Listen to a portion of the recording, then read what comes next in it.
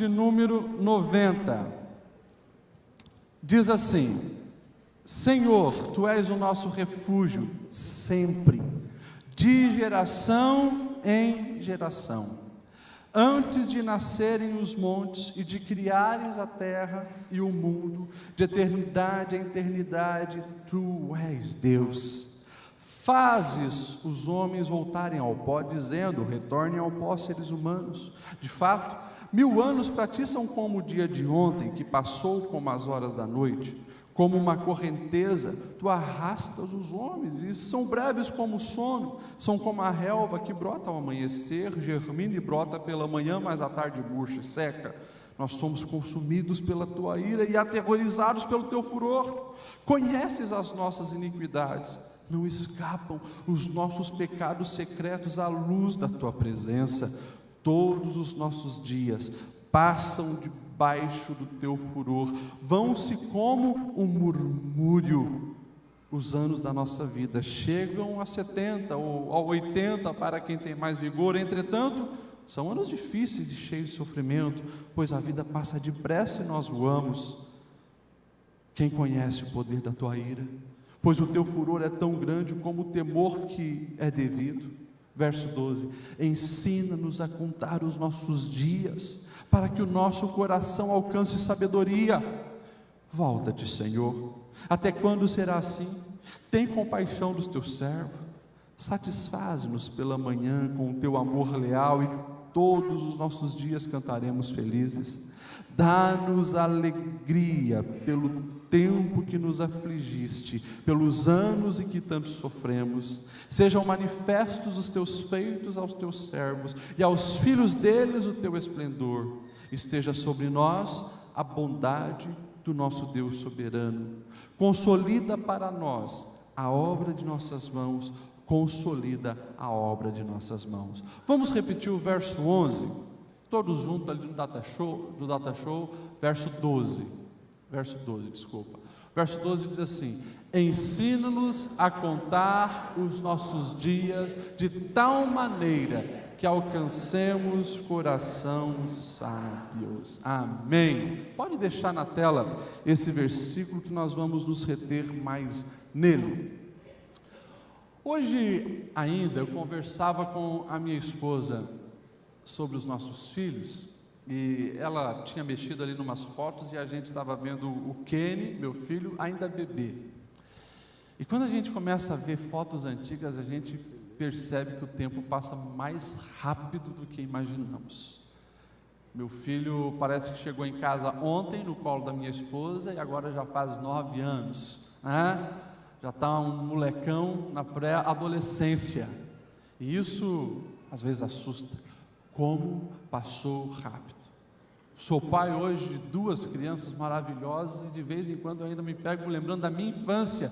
Parece que ontem eu era um menino, jogando taco na rua. Alguém jogava taco na rua também? Fazendo guerrinha de mamona. Hoje as crianças nem sabem o que é mamona. Tem alguém que fazia guerrinha de mamona também? Pois é, parece que foi ontem.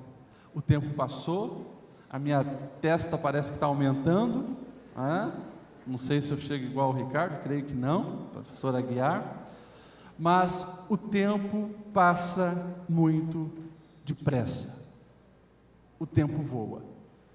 E quando nós olhamos para os dias que nós vivemos, a gente precisa fazer algumas perguntas e procurar algumas respostas. Estamos finalizando novembro, entrando em dezembro, e parece que foi ontem que nós estávamos escrevendo aquela lista de objetivos para 2018. Voou. E eu pergunto para você: você está feliz com a maneira que você viveu e está vivendo 2018? Não precisa responder em voz alta, responda para o seu coração. Você está feliz da maneira que as coisas aconteceram em 2018 e como você viveu? Deixa eu instigar um pouquinho mais, para nós pensarmos hoje aqui. Se você soubesse que no dia 1º de janeiro de 2019, você partiria. Está repreendido, pastor. Como você viveria esse último mês de dezembro da sua vida? Como você viveria se você soubesse que só tem 30 dias para viver? Você continuaria vivendo e fazendo as coisas que você está fazendo hoje? Daí eu preciso também perguntar: o que te impede de viver dessa maneira que, quem sabe, você gostaria de viver? Um sábio, ele já dizia que a morte, ela é mais universal do que a vida, porque todos vão morrer, mas nem todos estão vivendo. A morte é mais universal do que a vida, porque todos vão morrer, mas nem todos estão vivendo. E se a gente olha o que Tiago, irmão de Jesus, escreveu lá no capítulo 4, verso 4, ele vai fazer essa pergunta: o que é a vida? Vocês são como uma neblina que aparece um pouco de tempo e logo se dissipa.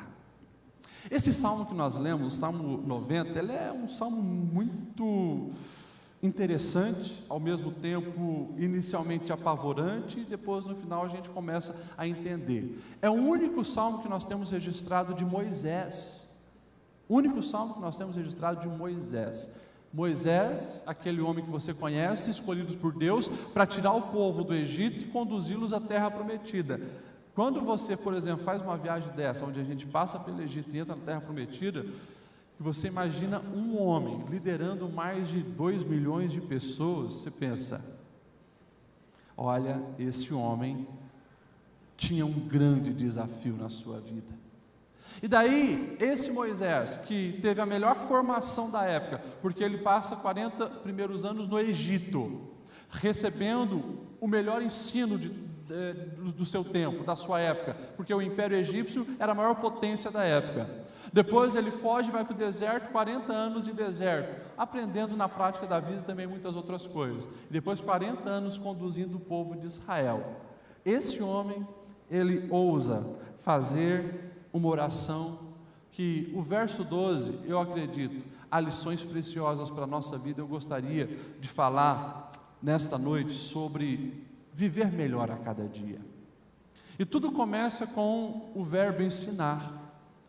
Nós vamos ver que esse salmo, como os salmos são oração, a alma do homem se abrindo para Deus. Ele começa falando: Senhor, Tu és o nosso refúgio sempre, de geração em geração, ou seja, Tu és o refúgio meu hoje, serás da minha futura geração amanhã, foi o dos meus pais, dos meus avós ontem, Tu és. E nessa oração eu quero destacar o verso 12, porque ele diz: ensina-nos, Senhor. E essa palavra ensinar, ela precisa fazer parte do vocabulário e da alma e do desejo de quem deseja todos os dias viver melhor, que é estar aberto para o aprendizado. Se tem 3 coisas que eu vou destacar aqui para você viver melhor, a primeira é essa: esteja aberto ao aprendizado. Porque o envelhecer, escute isso, o envelhecer, ele não é uma opção.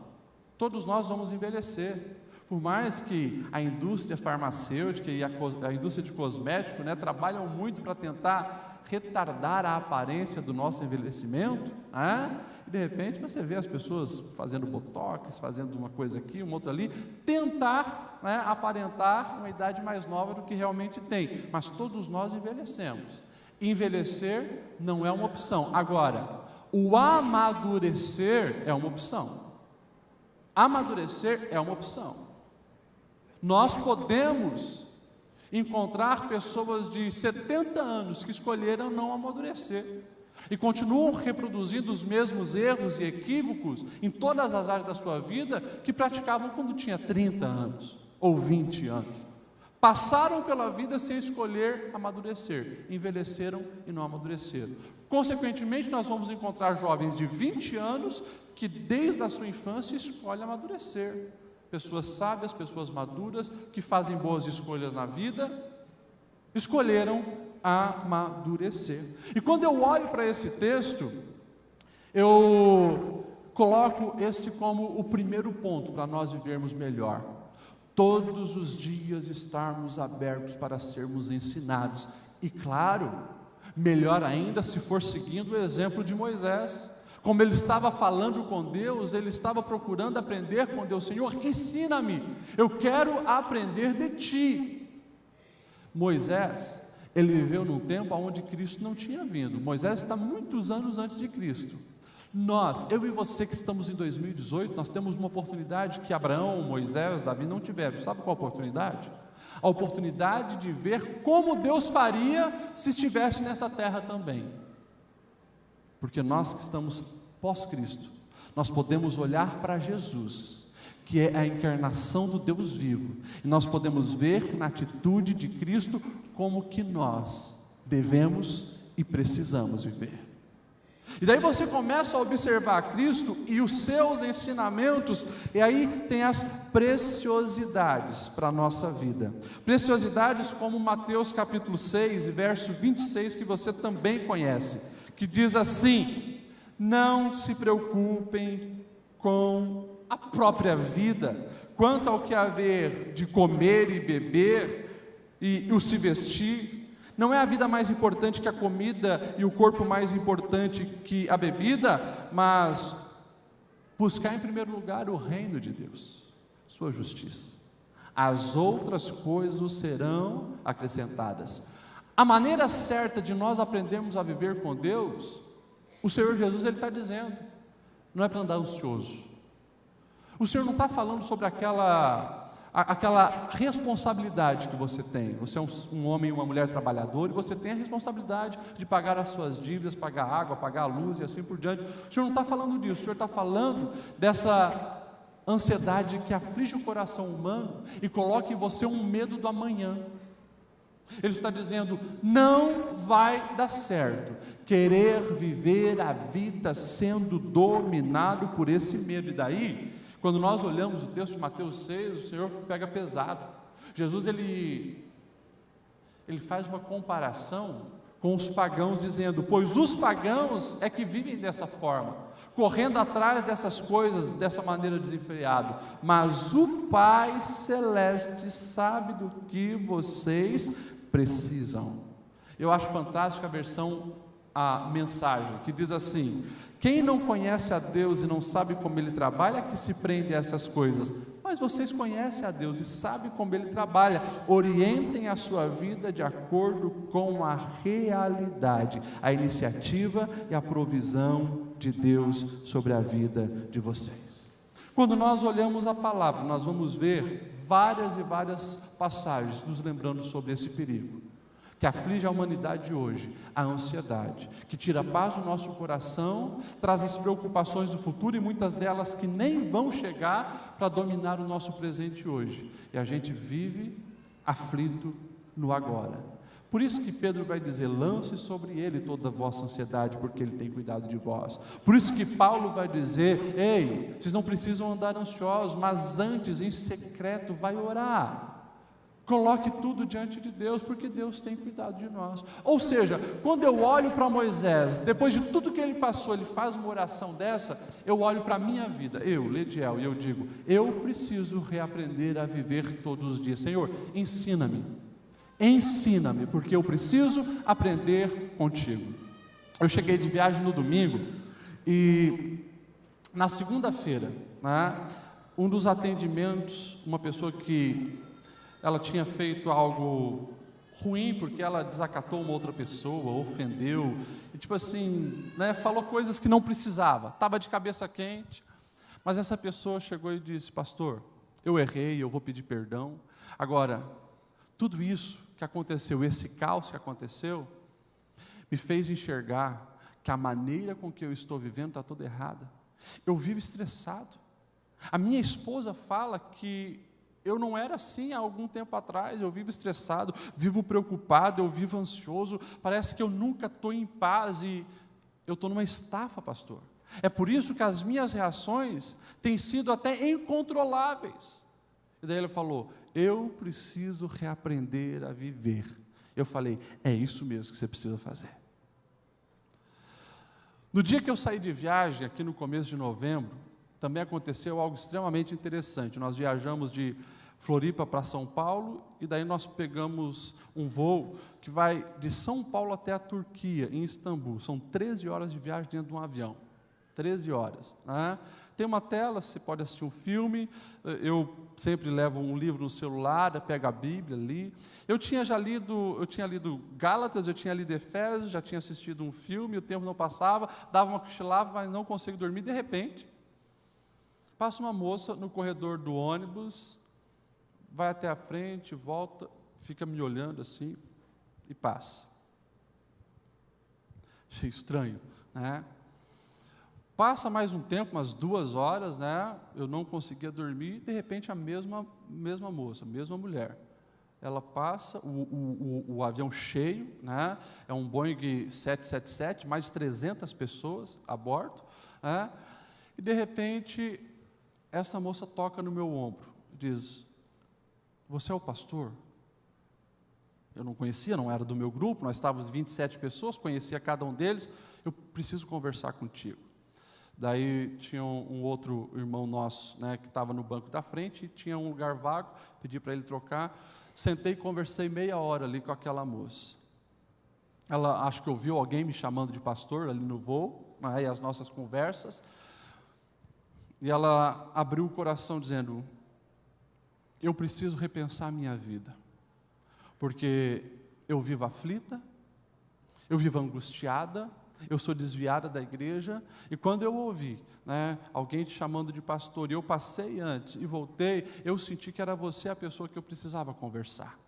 E ali aquela moça aceitou de novo a Cristo, se reconciliou, e eu falei para ela: o que você precisa fazer é muito simples, você precisa começar a obedecer o Evangelho de Cristo. Você não precisa viver dessa maneira, mas deixa o Espírito Santo te ensinar a viver todos os dias. Ela pediu que orasse por ela na viagem, né? E alguns lugares que eu passei me lembrei dela, Miriam, estou orando ainda por ela. Mas isso me fez também pensar no desespero de uma pessoa, em abordar alguém que não conhece dentro de um avião, para clamar para o socorro, ou seja, estava no limite, Quantas pessoas no dia a dia vivem assim? E daí eu sempre digo, quando você pega, e pode pegar e atualizar hoje, as informações da Organização Mundial de Saúde, você vai ficar assustado, como as doenças da alma não param de crescer e aumentar todos os dias. Por quê? Porque as pessoas estão escutando tantas outras vozes, que diz: viva desse jeito, não, caia na gandaia, entra nos vícios, não, é experiências sexuais, ou viaje o mundo e isso vai te satisfazer, ou vai morar no exterior, ou seja rico, e a gente se esquece que quem nos criou, Ele deixou um manual de vida. Quem nos criou, Ele já deixou detalhado todas as coisas. O que a gente precisa fazer? Está aberto para aprender com Ele. Primeira lição: esteja aberto para aprender com o Senhor. E o texto continua: ensina-nos a contar os nossos dias. Ei, isso fala de aprender a valorizar todos os momentos. Eu falei na pregação sobre o legado, que tem uma senha, né? A fila da morte, todos nós temos uma senha, e ninguém sabe quem vai ser chamado. É por isso que eu preciso aprender a valorizar o momento hoje, e os dias de hoje. Eu não sei se você já ouviu aquela história do menino na varanda, comendo jabuticaba. Eu não sou muito chegado de jabuticaba, mas lá em casa os outros 3 são apaixonados. Minha esposa ama jabuticaba. E essa história diz que o menino estava na varanda com uma bacia de jabuticaba comendo, né? Comendo uma jabuticaba aqui, ali. De repente esse menino coloca a mão naquela bacia e ele percebe que já não tem tantas. Ele consegue contar, tem umas 10 ou 11. E daí a maneira dele comer muda. Quando ele pega, ele chupa devagar, ele chupa até o caroço, para sentir o sabor até o final. Essa é uma analogia que a gente pode aprender com a vida. Porque os dias da juventude, a gente vive de uma maneira muito louca, muito doida, meio atropelada. Mas quando vai ganhando maturidade, vai ganhando experiência, a gente olha para frente e consegue ver que tem menos anos para viver do que nós já vivemos, a gente muda. E a gente começa a aprender a valorizar os nossos dias, valorizar cada momento da nossa vida. Que o Espírito Santo nos ensine a viver dessa maneira. Antes de viajar, eu recebi uma carta, e essa carta era de um presidiário. Eu até trouxe a resposta aqui para ele. E ele falava: pastor, eu peguei 10 anos e alguma coisa, e esse tempo que eu estou passando aqui me fez enxergar a vida de uma outra maneira. Eu estou valorizando coisas que antes eu não valorizava, coisas simples, coisas aparentemente banais, que a gente só dá valor quando nós perdemos. Ei, todo dia que nós vivemos são únicos na nossa vida. Esse dia de hoje é dia 22, uma quinta-feira do mês de novembro. Você nunca mais vai viver o dia 22 de novembro de 2018. Você pode ver um 22 de novembro de outro ano. Esse passou. Todos os dias nós temos 24 horas, 1.440 minutos, 86.400 segundos.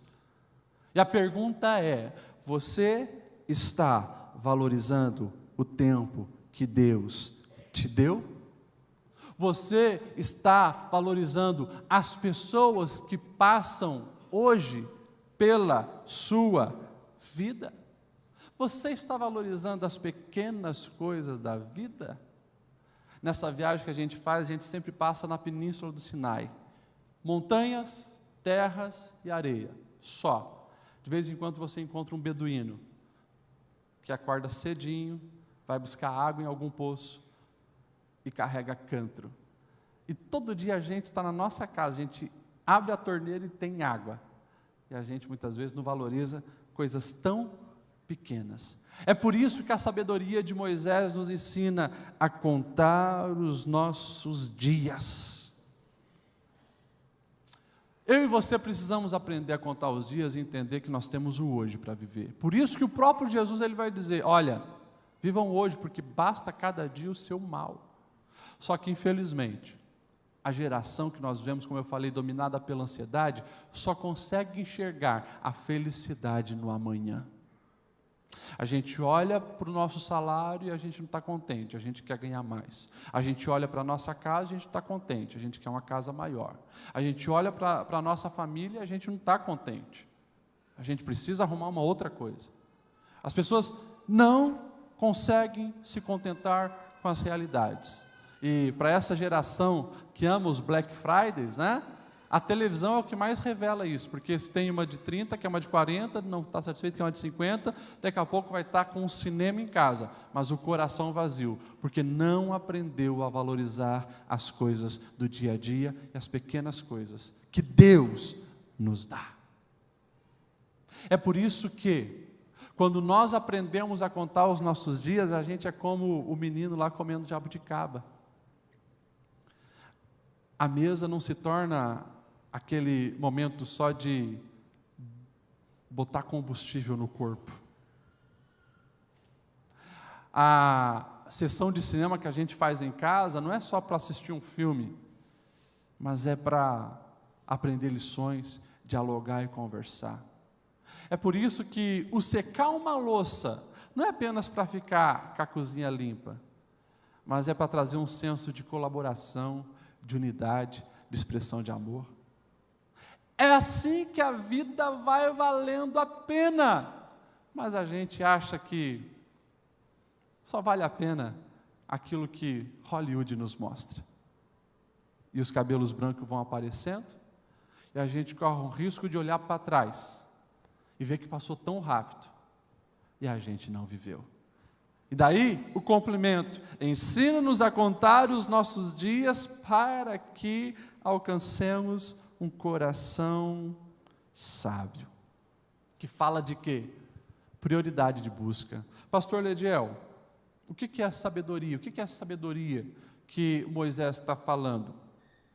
Essa sabedoria não é a inteligência dos homens, essa sabedoria não é aquele aglomero de informações que o Google pode te passar, essa sabedoria não é você ser esperto para dar um nó nos outros, não. Essa sabedoria é nós conseguirmos tomar as atitudes da vida segundo os propósitos de Deus. Ou seja, como eu falei, a vida acontece uma vez só. Se você está sendo iludido aí por uma ideia propagada, que vai ter uma reencarnação, eu lamento jogar um balde de água fria em você, mas preciso fazer isso. Não existe reencarnação. Nós viveremos uma só vez e prestaremos conta dessa única vez que vivemos. Esse negócio, não, mas se eu fui bonzinho, eu vou reencarnar numa coisa melhor. Se eu fui mal, eu vou reencarnar numa coisa pior. Esqueça isso, balela, engano. Uma vez só, nós temos a oportunidade de viver. Só que a vida é imprevisível. Você sabe o que vai acontecer amanhã? Eu não sei. Mas eu sei que eu posso pegar na mão de um Deus que já está no amanhã. Ele me conduz e eu posso buscar a sabedoria que Ele tem para me dar. Essa sabedoria vai fazer com que eu coloque em ordem prioridades na minha vida. Essas prioridades, estando bem claras, vai determinar as minhas escolhas para que eu realmente seja sábio e viva o melhor que a vida pode me oferecer. Você vai encontrar gênios, pessoas que ganharam prêmios nobres, mas você olha para a vida dele, uma vida que não tinha um pingo de sabedoria, muita inteligência, muito conhecimento, sem sabedoria. Você provavelmente conhece muita gente assim. Sabe na empresa, aquele cara que, tecnicamente falando, o cara arrebenta, mas daí você olha para o casamento dele, para a maneira com que eles tratam os filhos, você vê que não tem um pingo de sabedoria, destruiu tudo de melhor que a vida pôde lhe dar. É por isso que no nosso coração, a gente precisa colocar o desejo pela sabedoria. O dinheiro entra no bolso e sai. As coisas materiais, o ladrão pode roubar, a traça pode corroer. Mas a partir do momento que eu escolho adquirir sabedoria conforme o coração de Deus, isso ninguém me tira, isso traz bênção do Senhor sobre a minha vida, e isso vai fazer com que eu consiga desfrutar da vida em abundância que o Senhor tem para cada um de nós, caminhar nessa vida de cabeça erguida. E claro, essa sabedoria que você buscar em Deus, ela vai te levar para uma consequência única e lógica. Você vai entender que Deus é o melhor que a vida pode oferecer.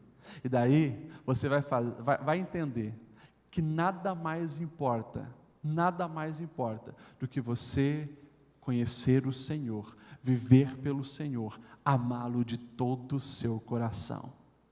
Quando nós fazemos essas escolhas para a nossa vida, esse versículo, aprendermos com o Senhor, aprendermos a valorizar cada momento e buscarmos com intensidade a sabedoria, você vai conseguir se livrar todas as consequências negativas que a falta de sabedoria traz, que são a frustração, como eu falei, o estresse, a ansiedade, um monte de atitude impensada. Ei, vamos aprender novamente a viver? Temos um mês aí para finalizar o ano.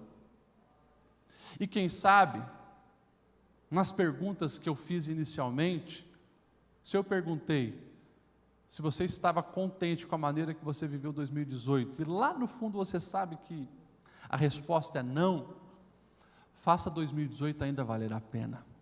Cristo nos ajuda a fazer esses 30 dias e pouquinho que falta, transformarem totalmente o peso desse ano. É possível isso, pastor Lediel? Com Deus é possível. Nós, colocando Ele em primeiro lugar, buscando aprender mais da sua palavra, valorizando os dias que ainda temos pela frente, buscando essa sabedoria de Deus, o Senhor pode nos surpreender e nos abençoar. Quero que você se coloque em pé, eu quero abençoar a sua vida. Ei, Será que é uma tragédia que precisa acontecer na nossa casa, na nossa família, em nós, para nós despertarmos para a vida? Você lembra as histórias que eu contei, falando do legado? Aquele senhor lá com câncer, na reta da morte, lá começou a se arrepender das escolhas que havia feito e mudar. Será que precisa vir uma doença mortal para a gente abrir o olho para o que tem valor? Será que a gente precisa falir? Será que precisa ter um acidente? Será que a gente precisa perder um ente querido? Não, não precisamos. O que nós precisamos é voltar os nossos olhos para Deus e dizer: Senhor, sonda o meu coração. Senhor, se infelizmente a minha prática de vida tem me levado a viver conforme esse mundo, e eu estou sendo levado pela correnteza, é só ambição material, é só ambição de prazeres, é uma vida fútil. Deus, tira isso de mim. Ore, só não permita continuar no engano, não permita continuar caminhando para o fundo do poço. Ei, o Espírito Santo hoje nos chama para uma mudança, uma transformação. Não espere chegar na situação do filho pródigo, cheira porco, fedendo porco, querendo comer o que os porcos comiam, nem disso ele podia. Mas talvez a atitude dele sirva de exemplo a nós, porque lá, ele se lembra da casa do Pai, do amor do Pai, planeja a volta, pede perdão, se reconcilia, e ele reaprende a viver. Eu quero orar por você. Aí aonde você está, eu queria que você colocasse a mão no teu coração, fechasse os seus olhos. Eu vou dar 1 minuto para você começar a falar com Deus. Pensa sobre o seu trabalho, pensa sobre como você tem gasto o seu dinheiro, pensa sobre o seu casamento, pensa sobre os seus filhos, pensa sobre as oportunidades que você tem na vida, pensa em quantas pessoas passaram por você hoje, e ali tinha oportunidades.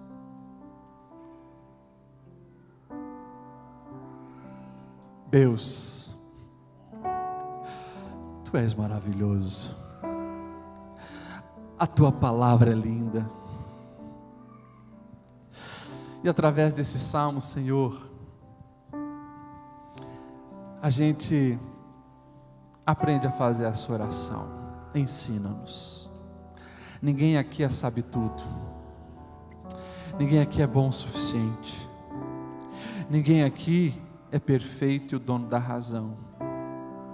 Estamos caminhando numa vida que para nós é imprevisível, e é por isso que nós seguramos a Tua mão dizendo: ensina-nos, ensina-nos, ensina-nos a ser uma pessoa melhor, ensina-nos a lidar com os inimigos, a lidar com os amigos, ensina-nos a lidar com as oportunidades, ensina-nos a lidar com as frustrações, ensina-nos, Senhor, a discernir as vozes, ensina-nos a enxergar a realidade espiritual, ensina-nos, Senhor, a amar como Tu ama, ensina-nos a respeitar como Tu respeita, ensina-nos, Senhor, a viver segundo o Teu coração, Deus, e ensina-nos a valorizar os momentos que nós temos.